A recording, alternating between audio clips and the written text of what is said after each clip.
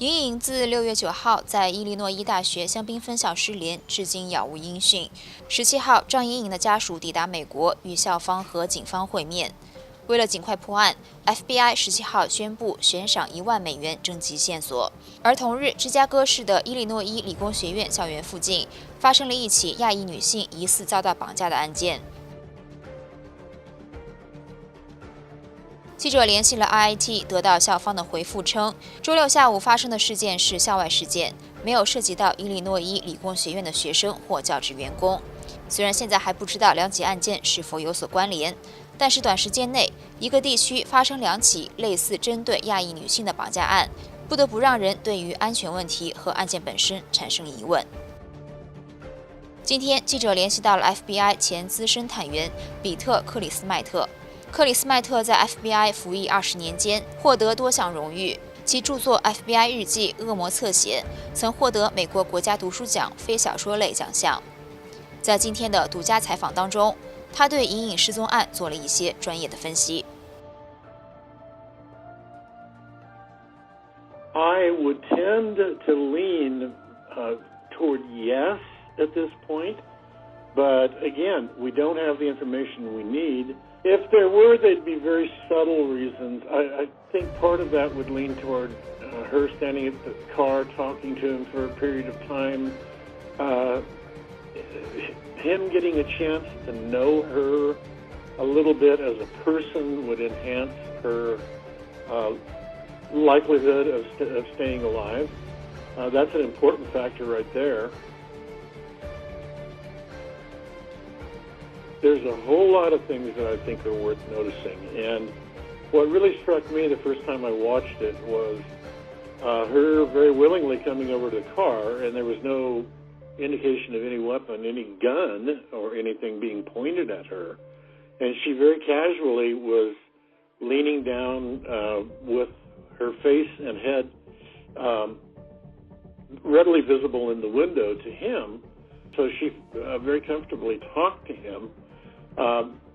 So somehow he put her at ease. Does that mean that he's a smooth talker? Does that mean that she knows him? She didn't know many people because she hadn't been there very long. The second part that I see, and I don't like this, is that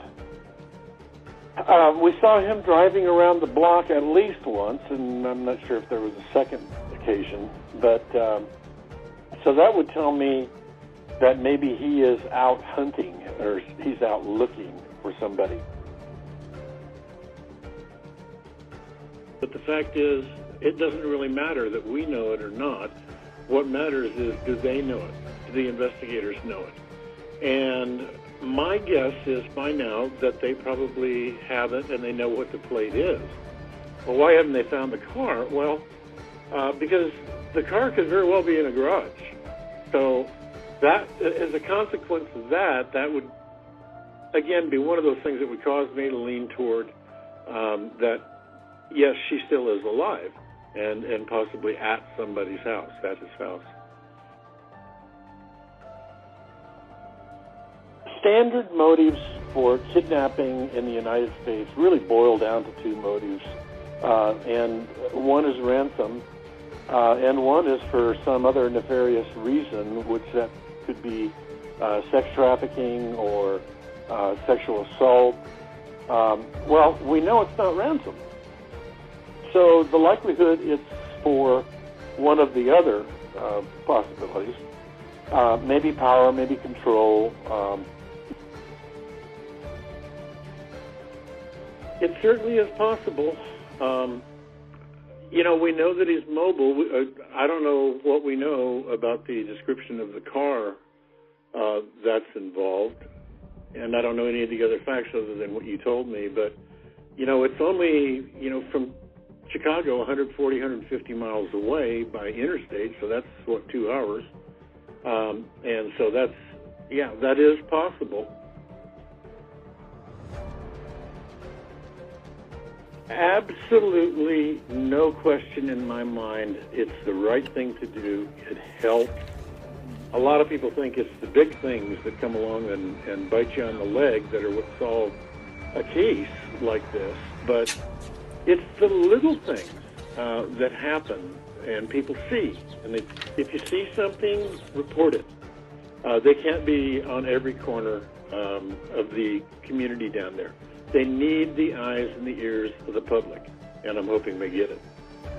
Although it might be hard to, it's important for the community to remain positive, because I'll guarantee you the investigators are remaining positive. I've been in their shoes several times, and you've got to stay positive. You don't know something until you know it. I mean, you can't assume that something has happened, you know, for instance, that she is no longer alive. You can't assume that if you don't know it for sure. So you just can't give up hope.